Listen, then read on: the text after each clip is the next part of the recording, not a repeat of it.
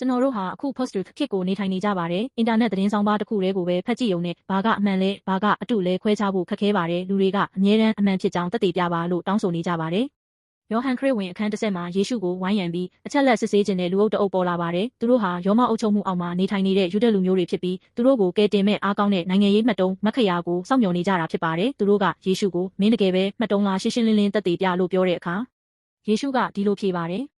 ငါတင်တို့ကိုပြောခဲ့ပြီးသားပဲသို့တော့တင်တို့မယုံကြည်ကြဘူး။ငါအဖနာမတော်နဲ့ငါလှုပ်ဆောင်တဲ့အလုပ်တွေကငါအကြောင်းသက်သေပြတယ်။အပိုက်25ယေရှုဟာခန်းထားတဲ့စကားလုံးတွေသို့မဟုတ်ယုတ်တိပေဒနဲ့ကိုမလုံခြုံခဲ့ပါဘူး။သူပြုလုပ်ခဲ့တဲ့ချစ်ချင်းမေတ္တာအံ့ဖွယ်အမှုတွေနာမကျန်းသူတို့ပျောက်ကင်းစေတာအပြစ်ရှိသူတွေကိုခွင့်လွှတ်တာတေဆုံးသူတွေကိုရှင်ပြန်ထူတာဒါတွေဟာသူ့ကိုသက်သေပြတဲ့ညှင်းဆိုမရတဲ့အထောက်အထားတွေဖြစ်ခဲ့ပါတယ်။သက်သေပြ material ဆိုတဲ့စကားလုံးဟာတရားရုံးမှာကိုတွေ့မြင်ခဲ့တဲ့အချက်လက်ကိုဓာတ်ရိုက်သက်သေပြတာဖြစ်ပါတယ်။ဒါပေမဲ့သူတို့မျက်စိရှိကအမှန်တရားကိုမြင်နေရတဲ့ဘာကြောင့်မယုံနိုင်ခဲ့ကြတာလဲယေရှုကအကြောင်းရင်းကိုတင်တို့ဟာငါတို့တွေမဟုတ်ဘူးလို့မိန့်တော်မူပါတယ်။အပိုက်26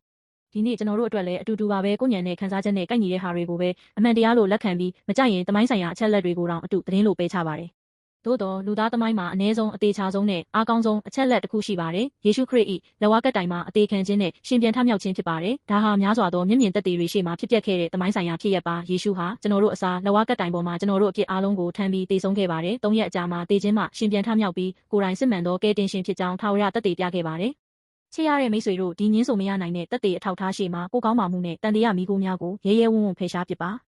ယေရှုဟာဒီနေ့လေကျွန်တော်တို့ကိုမိန့်တော်မူပါတယ်ငါတို့တွေကငါအတန်ကိုနားထောင်ကြတယ်ငါသူတို့ကိုသိတယ်သူတို့ကငါနောက်ကိုလိုက်ကြတယ်အပိုက်29ယေရှုရဲ့အတန်ကိုနားထောင်ပြီးသူ့ကိုယုံကြည်တဲ့အချိန်မှာအပြစ်ခွင့်လွှတ်ခြင်းဖျားသခင်နဲ့ပြန်သိမြတ်ခြင်းထာဝရအသက်ကိုရရှိမှာဖြစ်ပါတယ်